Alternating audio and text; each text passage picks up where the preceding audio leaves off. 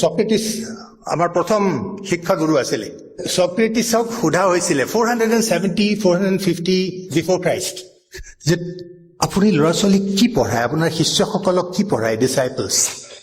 তেতিয়া তেওঁ ক'লে যে মই আজিলৈকে কাকো কোনো শিষ্যকে কোনো বিষয়ে পঢ়োৱা নাই, মই একো নপঢ়াওঁ।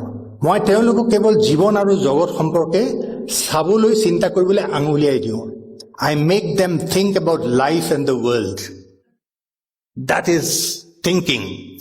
সেইটো সক্ৰেটিক পেডাগজিৰ মূল এছেন্স।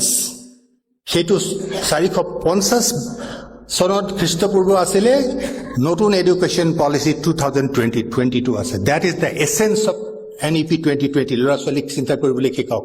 1635-36 ফৰাচী দাৰ্শনিক গণিতজ্ঞ, তেখেত কোঅৰ্ডিনেট জিঅ'মেট্ৰি কাম কৰিছিলে, এলজেব্ৰা কাম কৰিছিলে, ৰেনে ডেকাৰ্ট। ৰেনে ডেকাৰ্টে এটা বেলেগ প্ৰসংগত কৈছিলে মন আৰু দেহ, ডুৱেলিটিৰ ওপৰত তেওঁ চিন্তা কৰি পেলাই কৈছিলে কজিটো আৰ্গো সাম, লেটিন। তাৰ অৰ্থটো হৈছে আই think therefore I am. I think therefore I exist. যদি মই নাভাবো মই নাই। আকৌ সক্ৰেটিছে কৈছিলে an unexamined life is not worth living. An unexamined life is not worth living.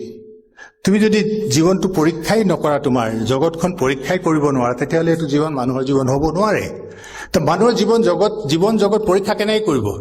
পৰ্যবেক্ষণ কৰিব লাগিব, নিৰীক্ষণ কৰিব লাগিব।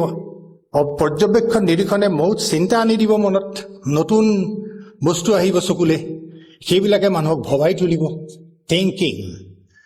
আৰু সেই চিন্তাৰ পিছত বিশ্লেষণ আৰম্ভ হ'ব, এনালিচিছ। তাৰপিছত আমি এটা সত্যত সিদ্ধান্তত উপনীত হ'ম।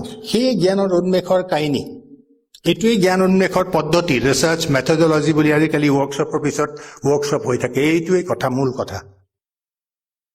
সেইটো 1600 চনত ক'লে, 450 পিছত। তাৰ পিছত 1800 কিমান চনত ইমানুৱেল কাণ্ট, জাৰ্মান পণ্ডিত, তেওঁ ক'লে যে মানুহবিলাক খুব এলেহুৱা। আমি সাধাৰণতে এলেহুৱা। এই যে কেলকুলেটৰ ওলালে আমি নেওতা মুখস্থ কৰিবলৈ বাদ দিলোঁ। আগতে 12 11 কিমান মুখস্থ হয়নে? এতিয়া 2 3 গুণ 6 মাৰিবলৈ হ'লেও ল'ৰা ছোৱালীয়ে কেলকুলেটৰ লাগিব। এই যে ফেক্ট, এইটোতো আমি দেখিছোঁ। আমাক এলেহুৱা কৰে, প্ৰযুক্তিয়ে আমাক বহুত এলেহুৱা কৰিছে। আৰ্টিফিচিয়েল ইণ্টেলিজেঞ্চ ChatGPT-টো চেঞ্জ কৰিলে, একেবাৰে এলেহুৱা। ইমানুৱেল কাণ্টে কৈছিলে যে আমি জীৱন জগতক নিজে চাবলৈ খুব এলাহ কৰোঁ, পৰীক্ষা কৰিবলৈ। কোনোবাই যদি কিতাপত লিখি থৈ গৈছে, সেইখন কিতাপৰ পৰাই পঢ়ি যদি কোনোবা প্ৰফেচাৰে আমাক কয়, we are very happy about it. আমি শিকিলোঁ আৰু জানিলোঁ আৰু হৈ গ'ল আৰু।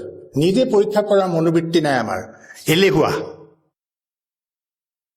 যদি মই আনে দেখা কথা এটা আমি লৈ পেলাই আমি সন্তুষ্ট থাকোঁ, তেতিয়াহ'লে আমি জীৱন জগত চাবই নোৱাৰোঁ। প্ৰশ্ন ভবাৰ কথাই নাই, আমি নাভাবোঁ, ভাবিবও নোৱাৰোঁ। লোকে ভাবি থৈ গৈছে, কিতাপত লিখি থৈ গৈছে। তেওঁ কৈছিলে নহয়, তুমি যদি সঁচাকেই যদি তোমাৰ মনত বোধোদয়, মানে এনলাইটেনমেণ্ট, জ্ঞানৰ উন্মেষ হ'ব লাগে, তেতিয়াহ'লে তুমি প্ৰথম কথা হৈছিলে তুমি সাহস কৰিব লাগিব। এলাহ বাদ দি পেলাই মই নিজে শিকিম, মই নিজে চাম জীৱন জগত, নিজেই প্ৰশ্ন কৰিম। সেপাৰে অডে, লেটিনত কৈছিলে, ডেয়াৰ টু নো, সেপাৰে অডে। Very famous quote of Immanuel Kant. এনলাইটেনমেণ্টৰ মূল সাৰমৰ্ম সেইটোৱেই। এতিয়া শিক্ষাৰ মূল উদ্দেশ্য হৈছে এনলাইটেনমেণ্ট, জ্ঞানোদয় হ'ব লাগে। ক্ৰিটিকেল থিংকিং লাগিবই। আটাইকেইজনে ক'লে, মই ক'লো ন, NEP 2020 লৈকে ক'লে। That is the biggest challenge.